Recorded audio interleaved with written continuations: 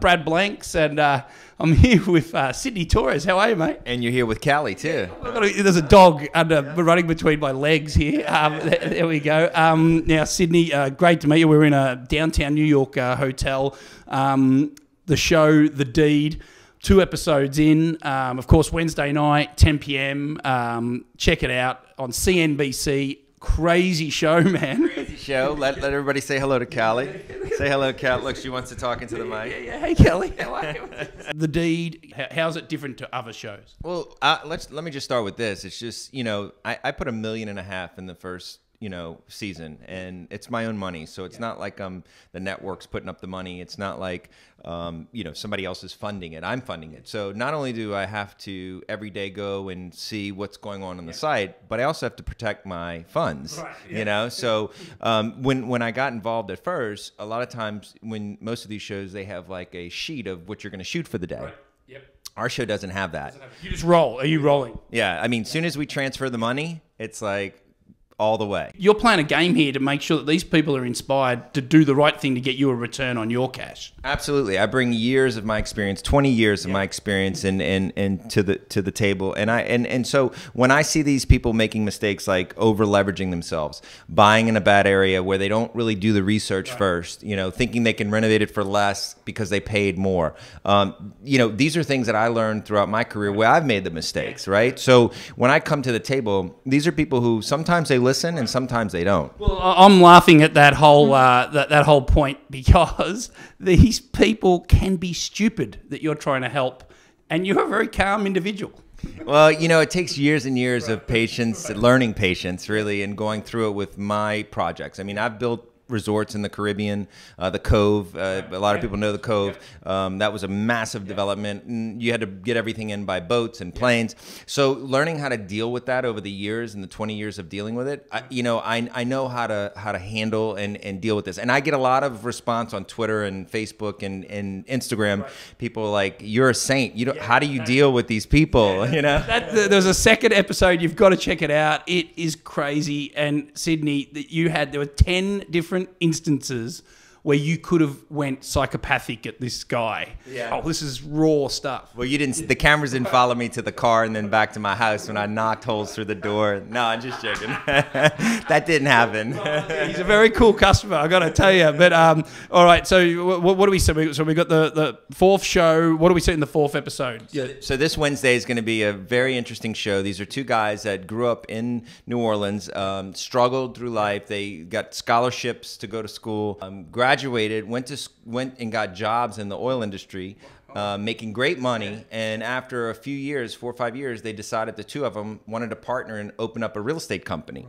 No experience. No experience. So they gather some funding from different friends of theirs that they met in the engineering companies, and they go out and they buy their first flip. Right. And they actually do very well on their first one. And they make around $75,000 to $80,000, and they take that money and they do another one. Well, within 4 years, they build up a portfolio and get in debt to about the tune of $2.5 million. Right. So they grew really fast. And what happened was they felt the success from the first deal. Yeah. So they got that high. And they thought, oh, we can do this on every one. So you've got to come. You're like the doctor that comes in and because you understand the high, but they got too high. Right. I've done it. Right. I know what it's like. I've been in it. I've been in that situation. You'll see in the episode what happens, but basically it ends up being a very educational hour show because it teaches people how to be very careful. Don't let success blind you, and take on more than you can handle. Someone wants to become a house flipper now. Is it still, obviously ripe in America now to get out there and create your own destiny in that world? Yes, I always say real estate is a business that it doesn't matter if you're in New York, you're in LA.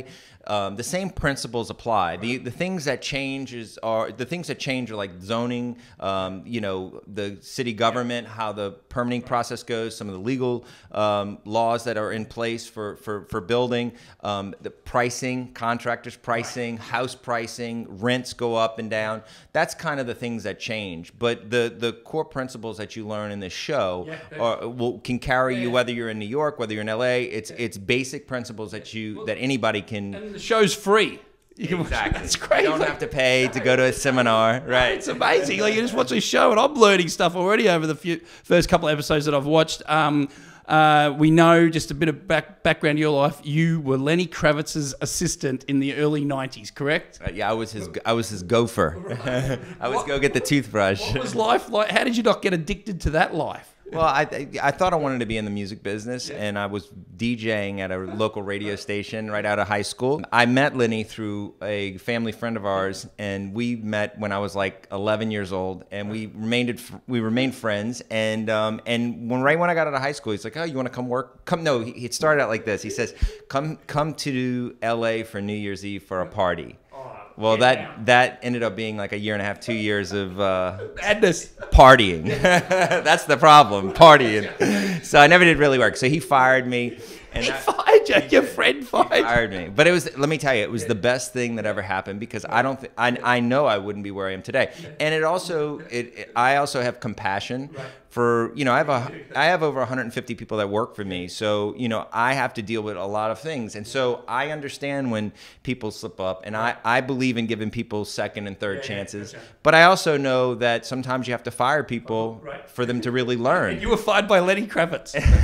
Exactly. And now when I fire someone, I always keep the door open and remain friends with them. Right, got you.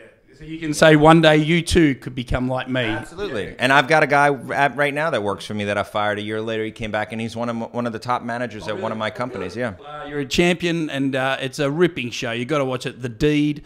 Sidney do a great job on this, and it's a pleasure to have done a deep dive into your life. And I know all about you now, mate. Thank you, mate. Thank you. Thanks, guys.